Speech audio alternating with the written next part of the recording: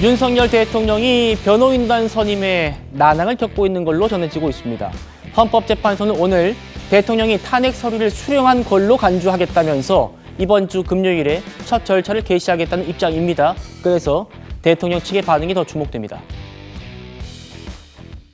헌법재판소는 대통령에 대한 서류를 형사소송법 제65조, 민사소송법 제187조에 따라 2024년 12월 19일 발송 송달을 실시하였습니다. 발송 송달의 효력은 대법원 980 538내에 따라 소송 서류가 송달할 곳에 도달된 때에 발생하므로 소송 서류를 실제로 수령하지 아니한 때에도 송달의 효력은 발생합니다. 다음으로 2024년 12월 27일 변론 준비 기일은 그대로 진행합니다. 김직 대변인님, 20일에 송달된 걸로 간주를 하고 27일까지 답변서를 내라. 헌재가 아주 신속하게 심리하겠다는 뜻을 밝힌 것 같아요. 헌법재판소가 꼭 이렇게까지 유권 해석을 했어야 했을까요? 저는 이런 해석이 나오기 전에 윤석열 대통령 측이 이 부분에 대해서 선제적으로 서류를 다 받고 접수를 받았어야 된다고 봅니다. 윤석열 대통령께서 대국민 담화하실 때 뭐라고 했습니까? 법적, 정치적 책임을 회피하지 않겠다고 했습니다. 당당하게 임하겠다고 했습니다. 이게 지금 당당한 모습입니까?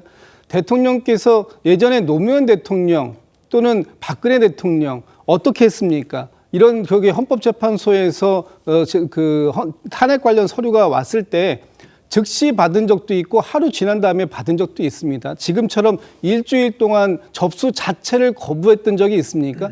이렇게 비겁한 모습을 보여주고 만약에 헌재에서 탄핵안이 기각됐을 때 다시 복귀해가지고 국민들을 어떤 염치로 바라봐달라 이렇게 말씀하실 수 있겠습니까? 지금은 대통령께서 지금 이 본인이 했던 12.3 비상계엄에 대해서 정치적이든 법적이든 책임을 지는 당당한 모습을 보이는 것이 필요한 때이고 그런 시초가 이 헌법재판소의 이 심리에 응하는 것이다. 그리고 또 한 가지 지금 공수처에서 공조본인가요? 거기에서 2차 소환장을 발부했습니다만 그것도 공식적으로 접수를 하지 않고 있지 않습니까? 무엇이 두려운 것입니까? 죄가 없으시다고 생각되시면 가서 조사받고 지금 무죄를 주장하시든가 하셔야 되는 거 아닙니까?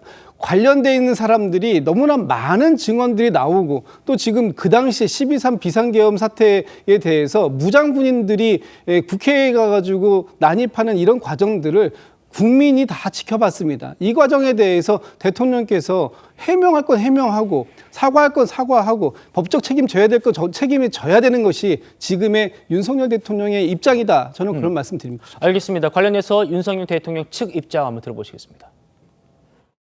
대통령께서는 국회에서 탄핵 소추가 의결이 되고 한 지가 지금 아직 열흘도 채 되지 않았다.